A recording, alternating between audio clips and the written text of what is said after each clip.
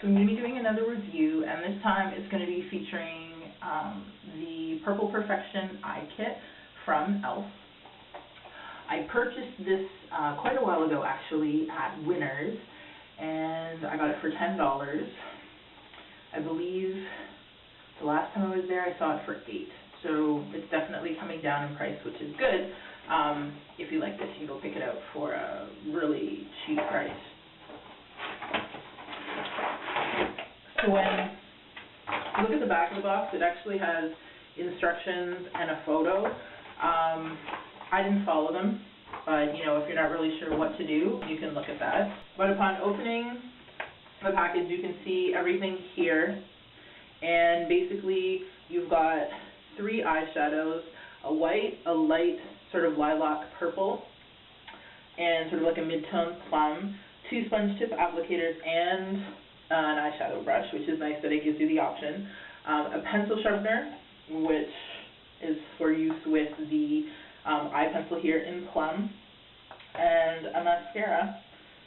And of course, down at the bottom, you've got false lashes to, sort of add that last little bit of drama, if that's what you're going for. e.l.f. Lengthening and Defining Mascara, and it's in black. It's got a traditional wand. It's just your, usual bristles. I do find, though, that the bristles are quite far apart, so while I didn't get any clumping, the formula is quite thick, and I don't know if you can see here, but me just putting the brush back in, there's kind of a build-up around the lip, and I found that I got some decent volume at the base of my lashes, but I wanted to comb through with either another spoolie or a lash brush just to make sure that you don't get too much build-up. But I didn't have any sort of crazy clumping, and I didn't have any, spider lashes or whatever. So I think it's an okay mascara. I'll certainly use it. I'm not just going to toss it. But I don't know that I would ever go out and purchase it again, because it doesn't really stand out as anything spectacular. Although the one thing I have noticed, I've been wearing it for a couple hours now, and I haven't had any transfer, which I'm notorious for. So that's definitely a plus. The next item is the eye brightening pencil, and this one's in plum, and it's just a really pretty, plum color. Kind of like, your deep mid-tone purple, but it's not really, really dark. So what I actually did with this today, I used it as a base under one of the shadows because I found that it didn't give enough contrast against the shadows to add enough definition to my lashes, but that's just me. And then, as I mentioned before, it comes with a pencil sharpener, which is your just sort of standard size sharpener. Worked really well with the pencil, didn't chew it up or anything like that, so that's definitely good to know. But I didn't try it with any other brand, so I can't really speak to how they get along.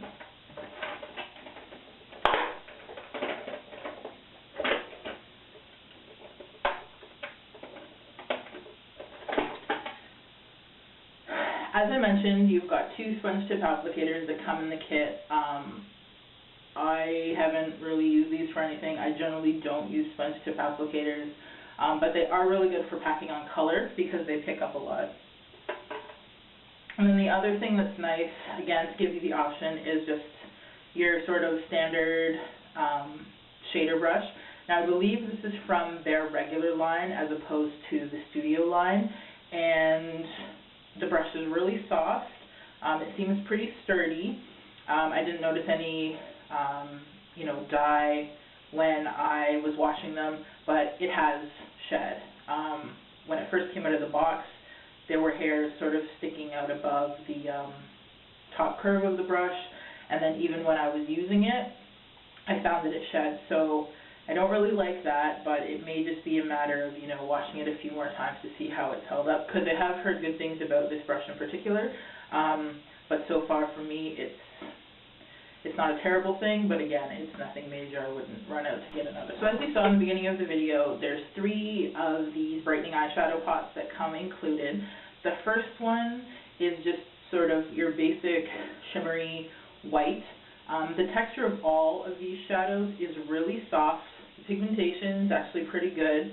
You can see it swatched there. So it goes on pretty well. I used Urban Decay Primer Potion as well as the pencil as a base for these, and I found that while the first layer grabbed okay, building up the color, it was really easy to blend away the shadows. So if you're looking for more than a sheer wash of color, you might want to use a stickier base, like a paint pot or a NYX Jumbo pencil, something like that, something a bit creamier to actually grab onto the pigment. But make sure, you know, if you are using a creamier base, that you do have something that's going to prevent creasing. So the next color is this, I guess you could call it like a lilac, light purple color. This is how it comes off on my finger, and that's the swatch of it there. It's really pretty, although I find on me it translates a bit more pink than purple, and unless I was going for like a really light look on the lid, I'd probably just use that as a highlight color, but you know, that's just someone with my coloring. If you were a deeper skin tone, it might work because you're going to get more of a contrast, or if you are more fair, it may show up better again, just for contrast. I just found for me that it kind of blended in. The last color that I'm going to show you is actually this one, and it's sort of, I guess, like a mid-tone purple plum. This is what it looks like, and again, I'll just swatch on the hand. It's a lot deeper than the other two colors. This actually reminds me a lot of Tracks by MAC, but it's definitely a softer, sort of creamier texture, and nowhere near as glittery, but it just, that really sort of plum with gold undertones. It's really nice. So I mean, overall, the shadow, if you are looking for some light to mid-tone purples, or you know, you're just interested in trying them out, I definitely recommend them because they're not bad, but they are really soft. So you know, with that softness, there can be fallout, and you want to make sure that you've got a really sticky base for them to adhere to, so that you don't end up blending away the color. And then last, these are the false lashes that came with. They're actually a lot more dramatic than they look in the container, and I haven't really been doing dramatic lashes lately, so when I realized how dramatic they were on, I took them off. The one thing about these lashes is that the band is really, really thin. The lashes are super, super lightweight. I don't know what they are. I think they're synthetic. But they're super, super light. Doesn't even feel like you have anything on. But because the band is so thin, you need to be really careful, you know, when you shape the band, sort of like limber it up so it fits your eye shape better. If you're not careful, you can actually bend these because the band is so thin.